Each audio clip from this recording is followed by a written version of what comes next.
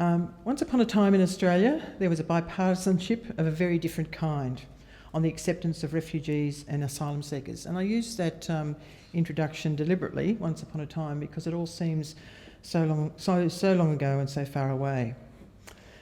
On the 60th anniversary of the signing of the Refugee Convention on World News Radio, Susan Harris-Rimmer, Director of Studies at the ANU's Asia Pacific College of Diplomacy, said of the Refugee Convention, Robert Menzies signed on to the convention in 1954 because of the memory of war and the aftermath of war and the negotiations to deal with all the refugees produced by the Second World War. It was still very fresh in Australian memory. I mean, Robert Menzies was no soft-hearted humanitarian. He wasn't necessarily an internationalist. He was pretty similar in many ways to the current Prime Minister Tony Abbott and John Howard. He was acting in Australia's national interests. Darwin had been bombed. Australians had been captured in Singapore, enemy submarines had been in Sydney Harbour, and it wasn't inconceivable to Menzies that Australians might be refugees themselves. And so there was reciprocity in signing the convention, in the sense that it might benefit Australians or our neighbours, and that sense of reciprocity is at the heart of international law. The commitment to the Refugee Convention in 1951 was a bipartisan commitment. Doc Evatt, the Labor leader at the time, had been instrumental in the establishment of the United Nations and the writing of the Universal Declaration of Human Rights. He was enthusiastic about the formation of the Refugee Convention. Paul Power from the Refugee Council of Australia reported on the 60th anniversary of the signing of the Refugee Convention that Australia was represented at the 1951 conference in Geneva, where they spent 3.5 weeks developing various articles of the Refugee Convention. And one of the articles said that it would come into force 90 days after the sixth country ratified or acceded to the convention. And it just so happened that Australia was the sixth country. Ahead of Australia, 5 European countries, Denmark, Norway, Belgium, Luxembourg and Germany, had signed up over the first 2 years. Indeed, the original convention was very much about Europe, where the war had displaced millions of people. Many were Jewish refugees who had escaped the Holocaust, and many were Eastern Europeans who didn't want to go back to their home countries now under communist rule. Mr Menzies signed into effect an international convention that defined who was a refugee, the rights of a refugee, and the legal obligations of countries signing up to the convention. Refugees were, it said, people outside their own countries who feared persecution because of their race, nationality, membership in a particular social group, or political opinion. Nations signing up, it said, could not expel refugees, could not return them to places where they were not safe. The convention, in fact, referred specifically to events occurring in Europe before the 1st of January 1951. In 1967, Australia ratified the protocol relating to the status of refugees. 146 countries ratified this welcome to your Wednesday night bingo, please no. Hang on, where's my card? Any person who's not a member of the tradies will corporate right payment card, please. Is she here? Your specials are in the order of yellow, green, white, blue. She's not going to get turned off, is she? No. Okay, good.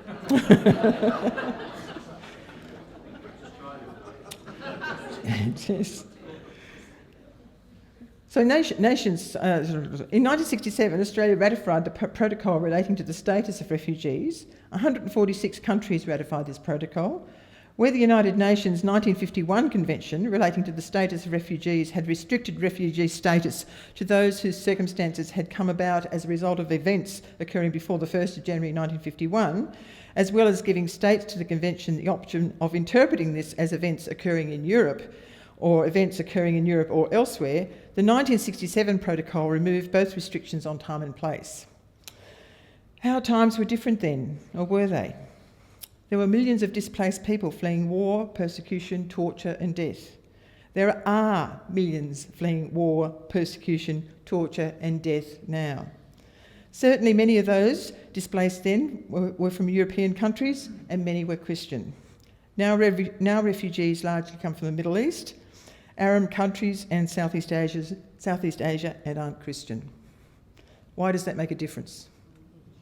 Australians themselves had been through the deprivations of war, whereas now Australians live in comparative luxury compared to the living conditions of refugees on the trail to find a safe haven. In our political life, bipartisanship on the issues of refugees and asylum seekers has become fraught, with the Liberal National Party coalition seemingly determined to take the toughest line they can get away with the electorate, and the Labor Party federal caucus in government and in opposition struggling to keep up. John Howard set the pace after 9/11 with the tamper and the fear campaign that those coming on boats may be terrorists. What self-respecting terrorist would get on a rickety boat and risk drowning? They would fly in, of course they would. The Labor Party, led by Kim Beazley, was helpless and hopeless in the face of Howard's assault on the rights of refugees. It was Beazley's Me Tooism that led John Robertson, Amanda Tattersall and Paul Howes to found Labor for Refugees in New South Wales. Labor for Refugees is made up of party members and trade unionists who in 2001 committed themselves to updating and improving Labor Party policy on refugees and asylum seekers. At state and federal conferences of the party since then, Labor for Refugees have worked very hard. At the 2002 State Conference in New South Wales, Labor for Refugees led the successful push for the improvement to the New South Wales State Party policy on refugees and asylum seekers, combining right and left voters in an almost unanimous updating and improvement in party policy. New South Wales State Party policy on refugees and asylum seekers was updated again in 2007, and Labor for Refugees was instrumental in the improvements to national policy of the national conferences of the ALP in 2004, 2007, 2009 and 2011. Many of those provisions that John read out to you are there because of Labor for Refugees.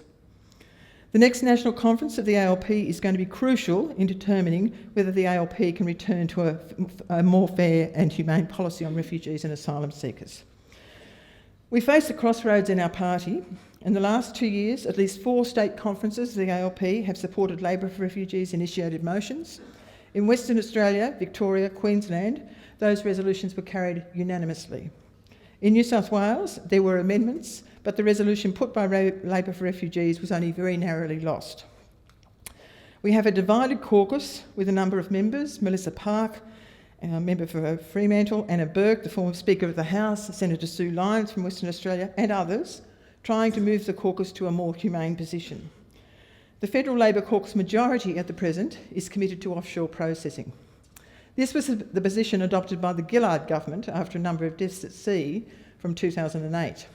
That caucus line now could be summed up with: we have to maintain the offshore detention centres, but administer them better than the Liberal National Party government in order to stop the boats and stop the drownings.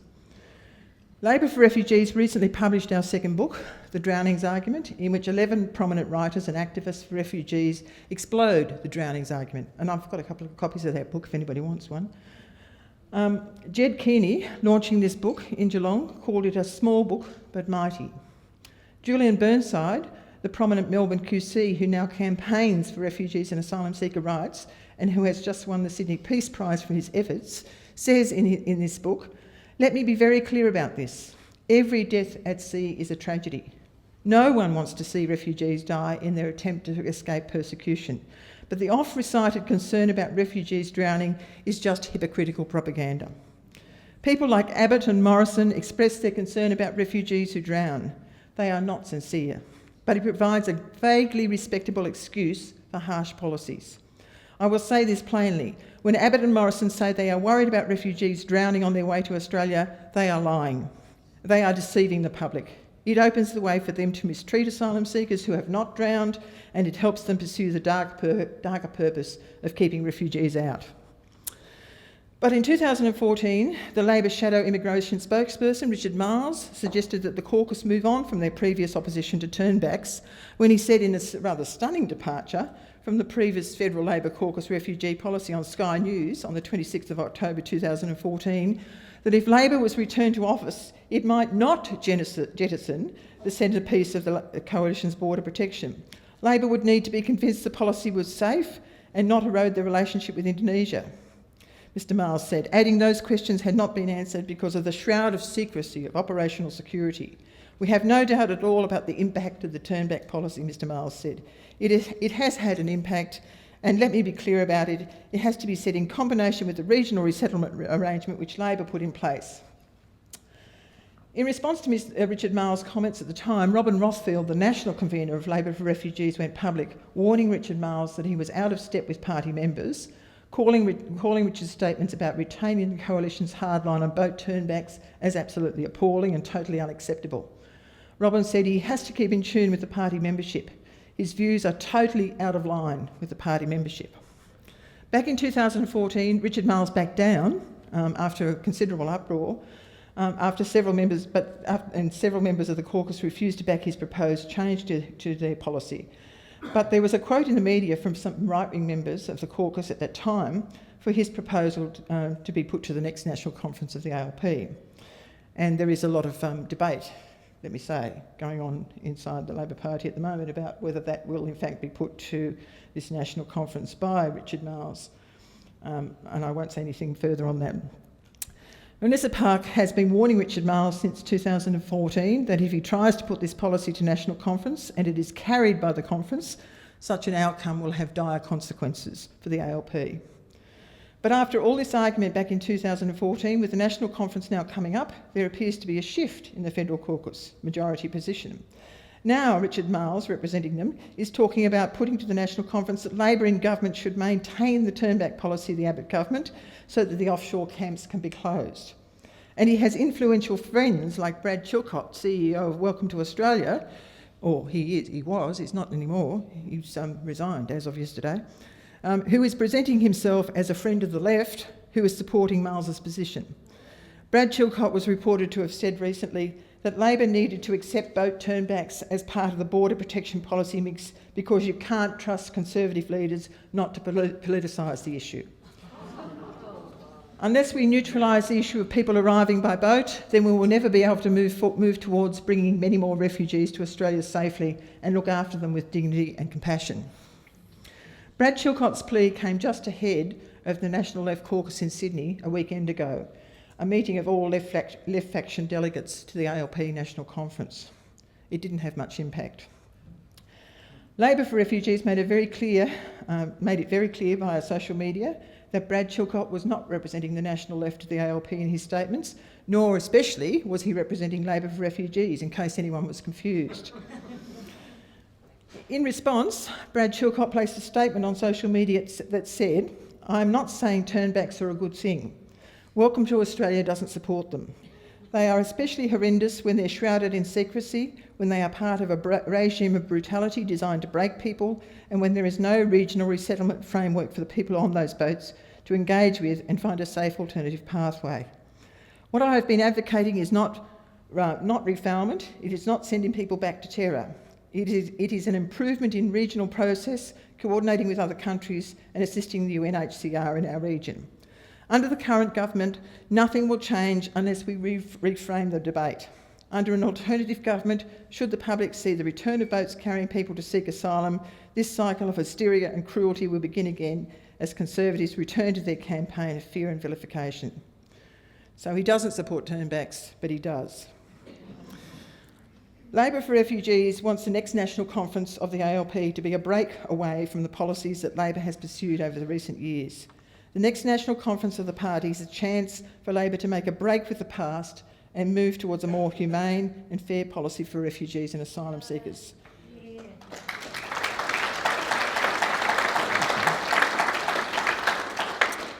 What we need now is a commitment that those who will be part of a Labor government on our behalf will accept and implement a more humane policy and not keep allowing the Liberal National Party coalition to set the agenda on the treatment of refugees and asylum seekers.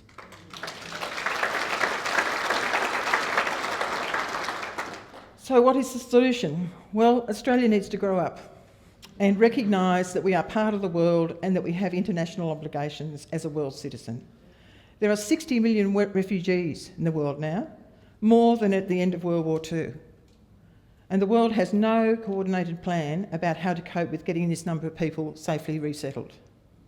Australia currently takes 13,500 refugees and asylum seekers a year, reduced by the current government from 20,000. The ALP policy going to this coming conference commits to increasing that intake to 27,000. Quite recently, 250,000 refugees crossed from Syria into Turkey in a matter of days, and we whinge and whine about 13,000 in a year. Sweden takes in more refugees through the UN agency UNHCR than any other country. In 2014, Sweden decided to allocate almost 1/3 of its quota, 600 out of 1,900 resettlement places, to Syrian citizens and Palestinians from Syria. Lebanon, a country with many troubles, is almost at breaking point with trying to care for the refugees flooding into that country. In October 2014, the UN High Commission on Refugees estimated that by December 2014, Lebanon will have taken 1.5 million refugees. This is a considerable burden for a country with a population of only 4.5 million, leading Lebanon's government to announce last week that they could no longer continue to accept Syrian refugees. After a terrible number of drownings at sea, an uproar within the Italian community, the Italian government, up until recently, ran a program called Mare Nostrum, in which they went out to collect people from asylum seeker boats and welcome them with open arms as migrants.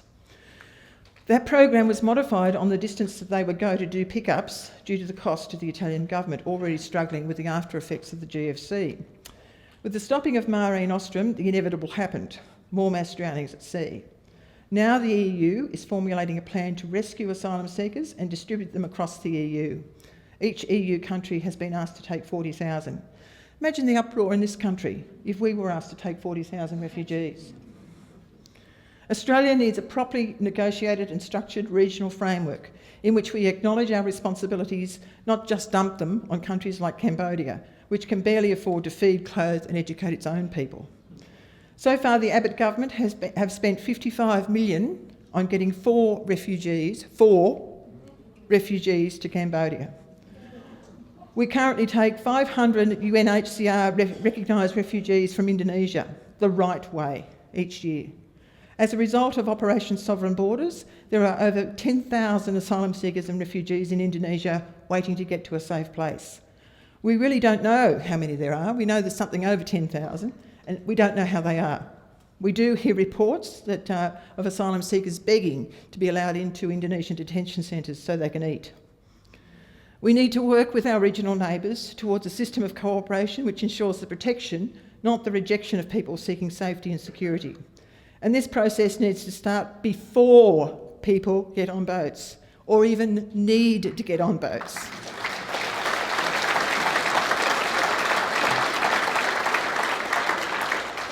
Labor for Refugees has outlined how this could work to several Labor ministers, and our views are documented in our first book, Alternatives to Offshore Processing.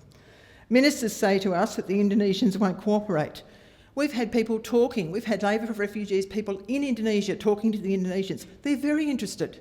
There just has to be the political will in Australia. The next Labor government needs to develop approaches to the processing of refugees and asylum seekers which are based on decency, the rule of law, and which protect human rights. The current national platform says Labor recognises the economic and social contribution that has been made by migrants and refugees throughout the nation's history. Labor regards Australia's diversity as a source of national strength and a critical factor in nation building. Australia is and will remain a society of people drawn from a rich variety of cultural, ethnic, linguistic and religious backgrounds. Australia is and will remain a multicultural society.